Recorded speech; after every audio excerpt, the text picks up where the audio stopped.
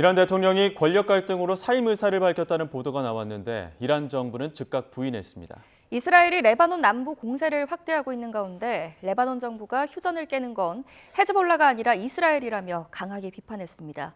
국제부 연결해서 관련 내용 알아보겠습니다. 김잔디 기자, 이란 대통령이 사임 의사를 전달했다고요? 네, 이란 반정부 매체 이란 인터내셔널의 보도 내용입니다. 이 마수드 페제시키안 이란 대통령이 이슬람 혁명 수비대 지휘부와의 권력 갈등으로 최고 지도자에게 사임 의사를 밝혔다는 겁니다. 이 보도에 따르면 페제시키안 대통령은 혁명 수비대 강경파들이 국가 핵심 권력기관을 장악했다며 자신과 정부가 국가에 중대하고 핵심적인 의사결정 과정에서 사실상 배제됐다고 주장했습니다. 또 이런 상황에서는 정부 운영과 법적 책임을 다할 수 없다며 즉각적인 사임을 요청했습니다. 그러나 모즈타바 하메네이 최고 지도자가 사임을 수락할지는 불분명하다고 매체는 덧붙였습니다. 이란 인터내셔널은 이란 권력 최고위층 사이에 깊고 전례 없는 균열이 있음을 시사하는 것이라고 분석했는데요. 하지만 친정부 매체들은 이를 즉각 부인했습니다. 이란 반관영 타스님 통신은 정부 고위 소식통을 인용해 이란 인터내셔널은 거짓말을 생산하는 공장이라며 페제시키안 대통령은 사임하지 않았고 정상적으로 업무를 수행하고 있다고 보도했습니다. 또 사임설 제기는 미국과 이스라엘 정보 당국에서 이란 내부의 분열을 조장하고 사회적 결속을 깨기 위해 흘린 것이라고 주장했습니다.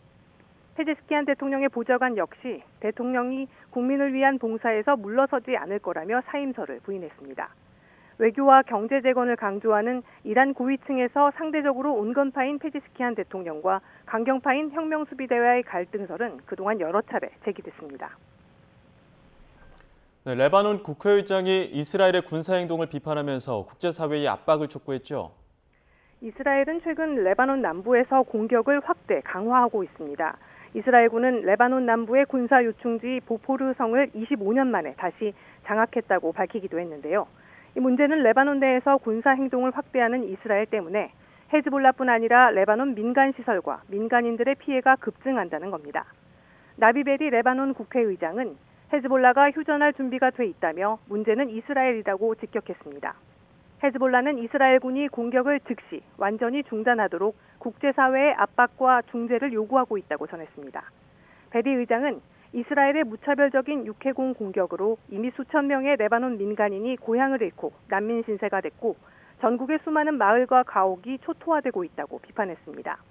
특히 현 사태를 해결하려는 그 어떤 외교적 노력도 이스라엘의 공격을 완전히 멈추게 할 확실한 담보와 실효성 있는 강제력이 동반되지 않는다면 아무런 의미가 없다고 지적했습니다. 네, 호르무즈 해협 봉쇄는 계속되고 있는데 하루 3척은 미군의 안내를 받으면서 통과하고 있다고요? 네, 미국과 이란은 핵 문제와 함께 이 호르무즈 해협 통항 문제를 두고 날카롭게 대립 중인데요. 이란의 호르무즈 해협 봉쇄 속에 최근 3주간 약 70척의 선박이 미군의 안내를 받으며 해협을 통과했다고 뉴욕타임스가 보도했습니다. 미 중부사령부가 걸프 해역을 오가려는 일부 상선이 이란의 위협을 피해 무사히 통과할 수 있도록 안내를 제공했다고 전했습니다. 대다수 선박은 이란으로부터 탐지되지 않기 위해서 조명과 자동 식별 장치를 끈 채 항해하는 이른바 암흑 항해 방식으로 해협을 지난 것으로 알려졌습니다. 선박 분석가들은 이 상선들이 오만 해안에 가까운 항로를 이용한 것으로 보인다고 분석했습니다. 이란의 위협에도 불구하고 해협 통항이 제한적으로나마 이루어지고 있음을 보여주는 건데 하루 3척꼴이라 전쟁 전 하루 100여 척에 달했던 선박 운항수와 비교하면 해협 통항은 여전히 어려운 상황입니다. 지금까지 국제부에서 YTN 김잔디입니다.